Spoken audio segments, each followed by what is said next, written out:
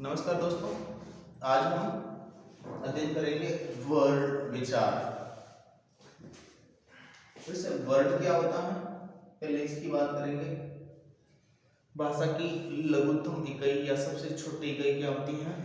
Word. जिस ऐसी भाषा का ऐसा रूप जिसका और खंडन नहीं किया जा सकता है, वो क्या कहलाता है?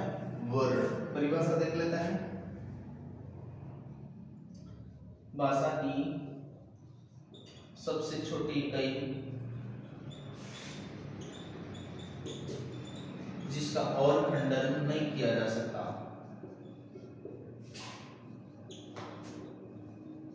खंडन नहीं किया जा सकता,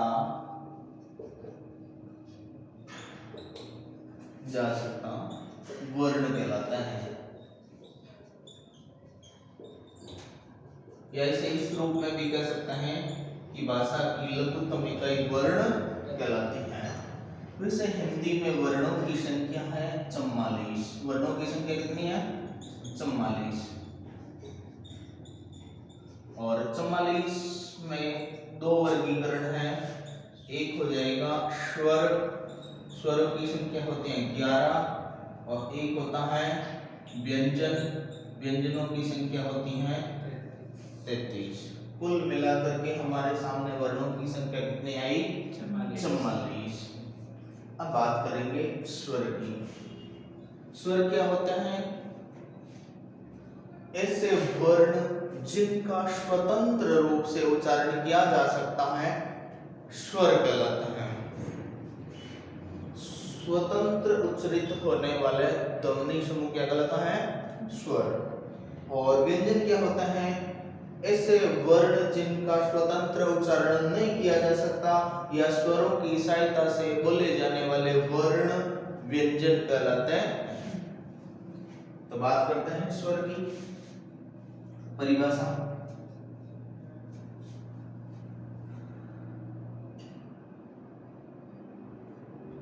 स्वतंत्र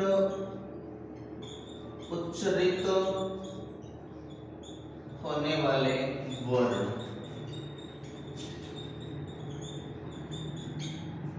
स्वर कहलाता है। 11 है इनकी संख्या। 11 में अ जो एकमात्र ऐसा स्वर है जिसकी मात्रा नहीं होती है, मात्रा विहीन स्वर होता है। इसके अलावा आ, ई, ओ, री, ए, आई, ओ, औ। ये हो गए 11 स्वर, जिनमें से एक अ है जिसकी मात्रा नहीं होती। आ की मात्रा, ई की मात्रा, ई की मात्रा, ऊ की मात्रा, ऊ की मात्रा, री की मात्रा, ए की मात्रा, आई की मात्रा, ओ की मात्रा और औ की मात्रा। ये हो गए मात्रा के आधार पर स्वरों का वर्गीकरण। अब बात करते हैं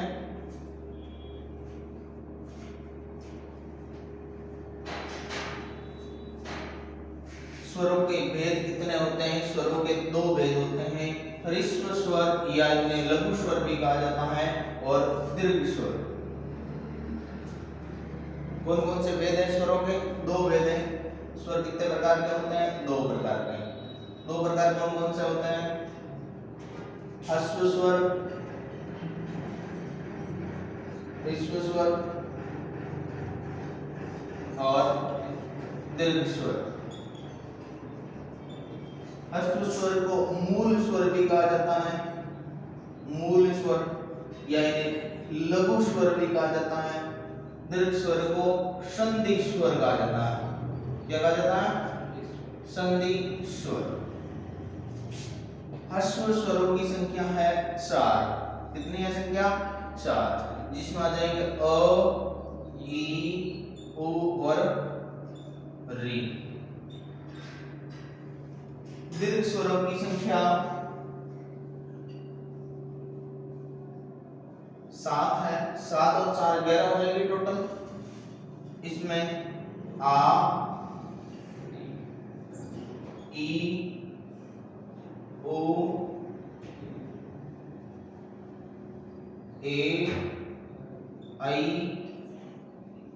ओ और औ। ये हो गए दीर्घ स्वर। इनकी परिभाषा क्या होती है? ऐसे स्वर जिनके उच्चारण में कम से कम समय लगे लघु स्वर कहलाता है या ह्रस्व स्वर कहलाता है। दीर्घ स्वर ऐसे स्वर जिनका उच्चारण करते समय ह्रस्व स्वर की अपेक्षा अधिक समय लगे दीर्घ स्वर कहलाते हैं। परिभाषा देख लेते हैं। ऐसे स्वर जिनको कम समय में उच्चारित किया जा सकता, जिनको कम समय में उच्चारित किया जा सकता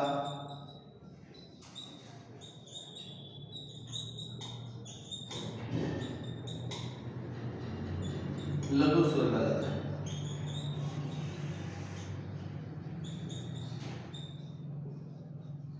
और इसकी परिभाषा हो जाएगी ऐसे स्वर जिनके उच्चारण में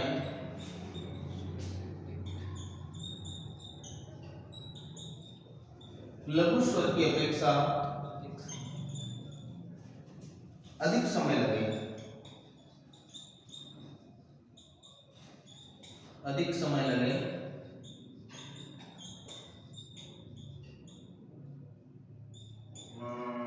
दीर्घ स्वर कहलाता है।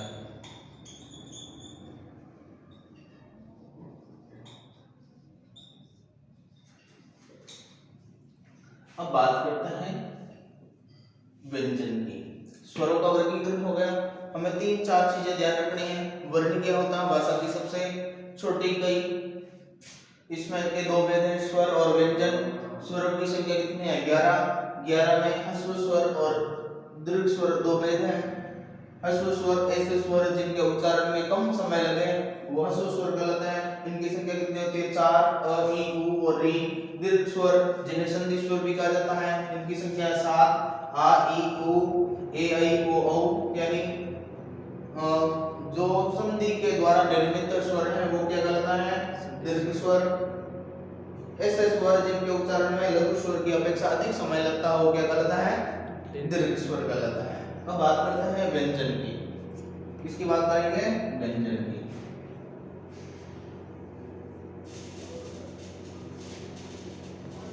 पूछ ले हिंदी वर्णमाला में वर्णों की संख्या कितनी है? तो टोटल 44 हो गई। अब दूसरा भेद है इसका व्यंजन,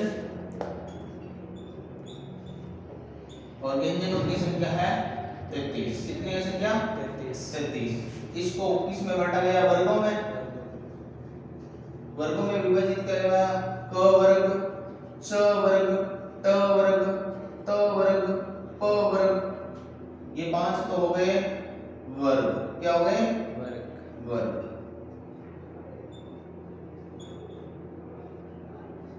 इसमें कौन कौन से वर्ण आ जाएंगे?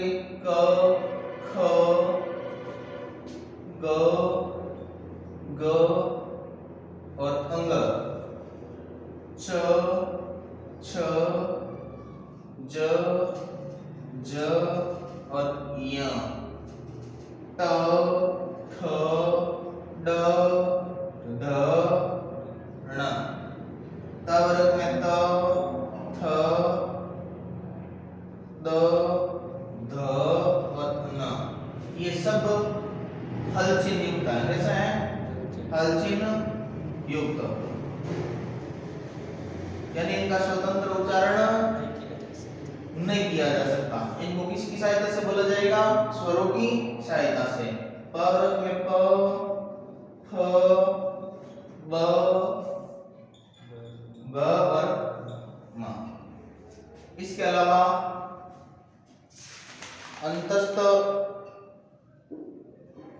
व्यंजन में य, र, ल, अंतस्थ व्यंजन य, र, ल और व। पुष्पीय व्यंजन में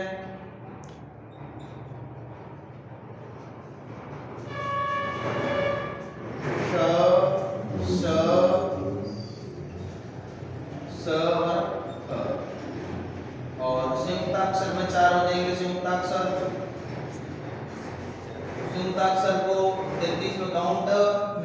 जा सकता, अलग से दे रखे अक्ष, त्र, ज्य और स्र।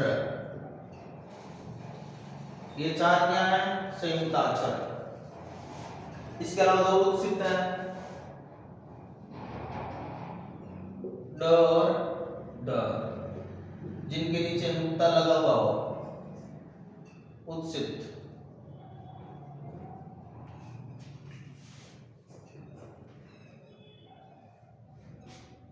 ये तो हो गए व्यंजन के वेद वर्ग के आधार पे, वर्ग में का वर्ग, च वर्ग, ट वर्ग, त वर्ग और प वर्ग। अब इनका भी उच्चारण स्थान के आधार पर वर्गीकरण किया जा सकता है। तो क का कंठ से, च का तालु से, ट का मूर्धा से, त का दंत से और प का होठ से, यानी ओष्ठ से। अब देख लेते हैं इनके उच्चारण स्थान को भी। आज की क्लास को यहीं समाप्त करते हैं और नेक्स्ट इनके उच्चारण स्थान को लेके आएंगे।